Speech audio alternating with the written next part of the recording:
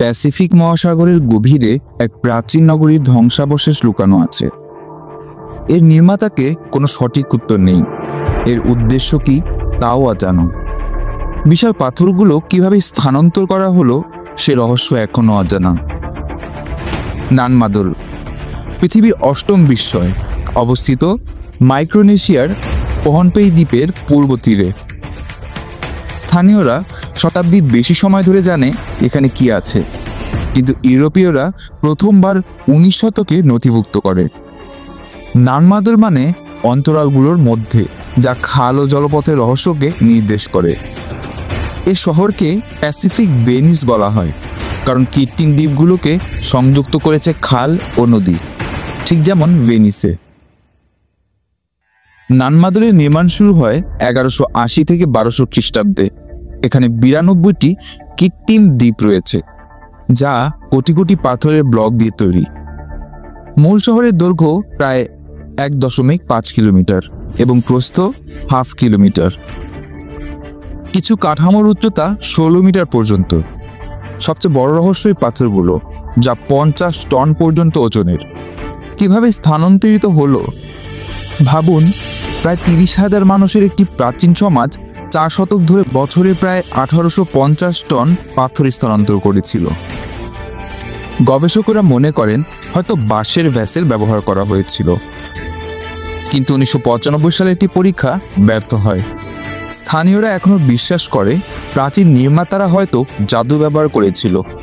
একটি গল্পে আছে, এক শক্তিশালী জাদুকর পাথরগুলোকে আকাশে উড়িয়ে স্থানে বসিয়েছিল, অথবা হয়তো দৈত্যরা এসেছিল। শুনলে মনে হবে কাল্পনিক, কিন্তু রহস্য এখনো অজানা।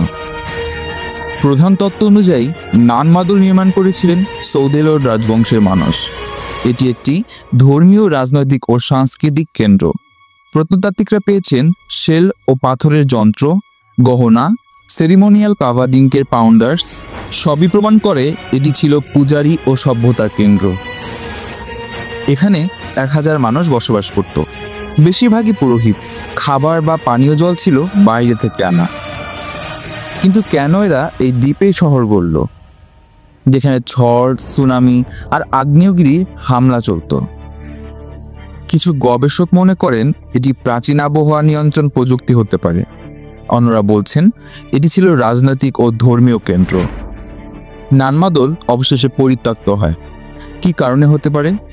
রাজনৈতিক অস্থিরতা, প্রাকৃতিক দুর্যোগ, নাকি অন্য কোনো রহস্য? সঠিক উত্তর এখনো অজানা। একটি গল্পে আছে, জার্মান গভর্নর ভিক্টর বার্গ প্রাচীন সম্রাটের কফিন খুললে সেই রাতেই ঝড় আসে এবং রহস্যময় মৃত্যু ঘটে। স্থানীয়রা বিশ্বাস করেন এটি অভিশপ্ত। নানমাদলকে অনেকেই ভূতের দ্বীপ বলে ডাকে। ধ্বংসাবশেষ, অগোছালো কৃত্রিম দ্বীপ এবং স্থানীয় কুসংস্কার এটিকে রহস্যময় ও ভয়ঙ্কর করে তোলে।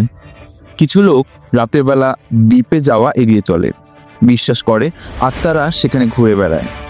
ইতিহাস আর কুসংস্কারের মিশ্রণ এটিকে অন্তরালের মধ্যে একটি স্থান হিসাবে পরিচিত করেছে। যদিও এটি অফিসিয়ালি ভূতের দ্বীপ নয়, তবে পরিত্যক্ত ধ্বংসাবশেষ, অভিশাপের গল্প এবং নির্মাণ রহস্য এটিকে পৃথিবীর অন্যতম রহস্যময় স্থান হিসাবে পরিচিত করেছে। তবুও নানমাদল পর্যটকদের আকর্ষণ করে। ২০১৬ সালে ইউনেস্কোতে অন্তর্ভুক্ত হওয়ার পর জনপ্রিয়তা আরও বেড়েছে। সবুজ আচ্ছাদিত হলেও এর প্রাকৃতিক সৌন্দর্য অদম্য। স্থানীয়রা আশা রাখে ইউনেস্কো তহবিল দিয়ে পুনরুদ্ধার করবে। নানমাদল পৃথিবীর ৮ম বিস্ময়, এখনো আমাদের চমকিত করে রহস্যের আবদ্ধ। হয়তো একদিন আমরা সত্যি জানতে পারবো এই প্রাচীন শহরের সব গোপন কথা। আমি সাফায়েত, আজ এ পর্যন্তই।